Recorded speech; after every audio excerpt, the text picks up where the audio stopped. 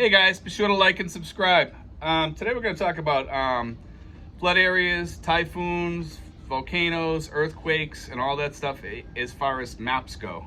Okay?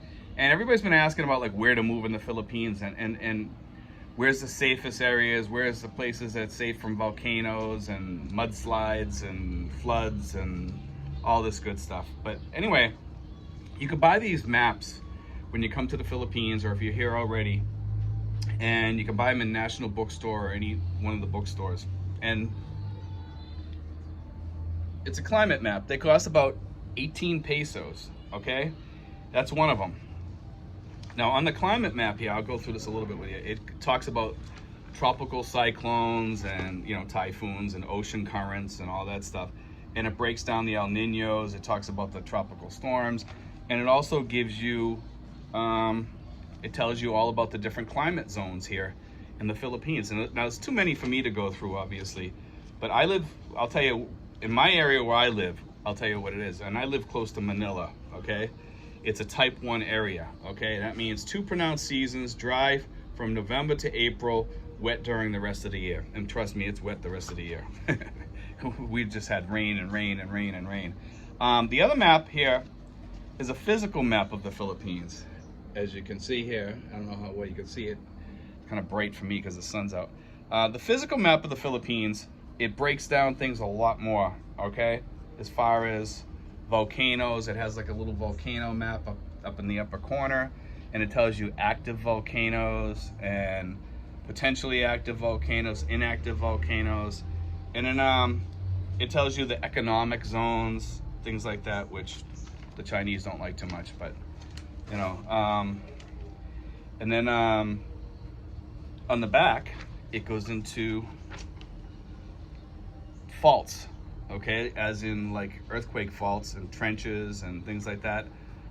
It breaks down mountain systems, major river basins, geographical profiles. It's kind of cool. It gives you some really cool breakdowns here.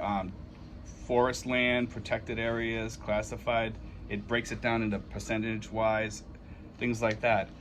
But I mean, now you can go on to like some maps online, and you can look these up on Google and stuff like that if you really want to get into this, because it breaks it down really nice, and you can focus in really close, and there's all kinds of them on Google. So don't go by just these here maps here, because the ones on Google are actually way better. When you Google these maps online and you look for like weather maps or typhoon maps, things like that, they break them down much better.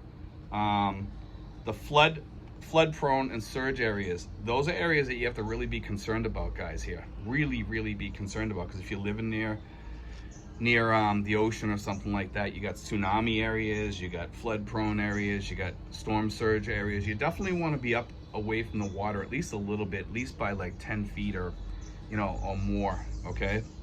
I would recommend even higher than that, because some of these areas, they do flood, and when we have rain here, some of these areas in the cities and stuff like that flood too. Even up in Manila, they're underwater up to their roofs, and you guys don't want that. You don't need that, and you definitely want to get some sort of renter's insurance. And you can get renter's insurance through BDO Bank. You can talk to them. There are other companies in the Philippines that do have renter's insurance if you want to rent. Also, you can get homeowners insurance too, guys. Don't think that because you're in the Philippines and people are saying this is a third world country. It's not. It's a developing country. We do have insurance here. We do. Okay. I have a lot of comments on there. Yeah, they don't have this, they don't have that. No, we do. You have to look for it, guys. Some people out there, they just don't want to bother looking for it. You can get it. But these maps here, like I said, you can get these at National Bookstore. They're well worth it. I just want to put it out there a little bit, because I use these maps all the time. People ask me good places to live and stuff like that. Is this area okay? Is this area a tsunami area? Is this place, a typhoon area? How's the weather? Is it sunny here in this area? These, they're just a wealth of information, because you can find an area here that's not on a fault, not a flood area, not an earthquake area, not a typhoon or volcano area. it's possible, you know, and it's very easy to find these areas.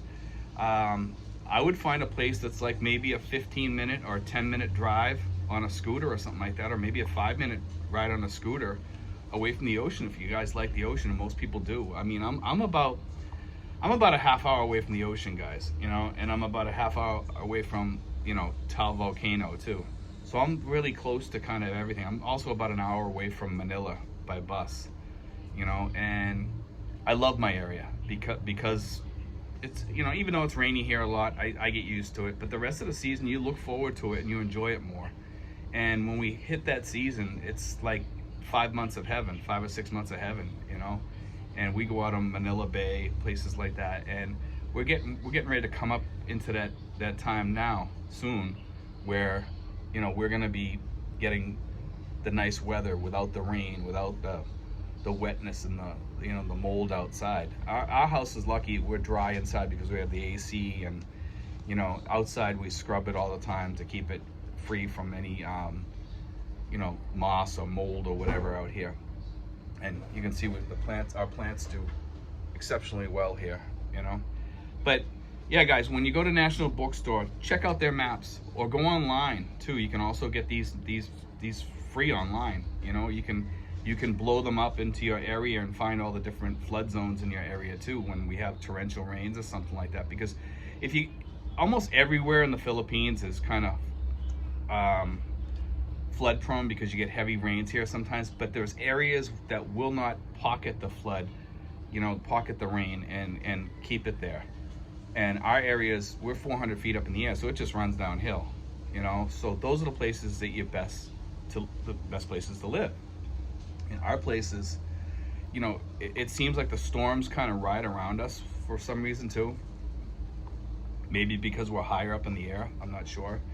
But yeah, you can definitely find some beautiful places here to live.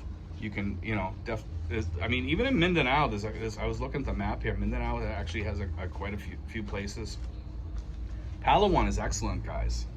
I mean, except for the rain, but on the western side, it's a very nice little island because it's in the Type 3 zone, and some parts of most of the lower islands are that, and also Upper Luzon. Guys, in the middle is a good place to live also.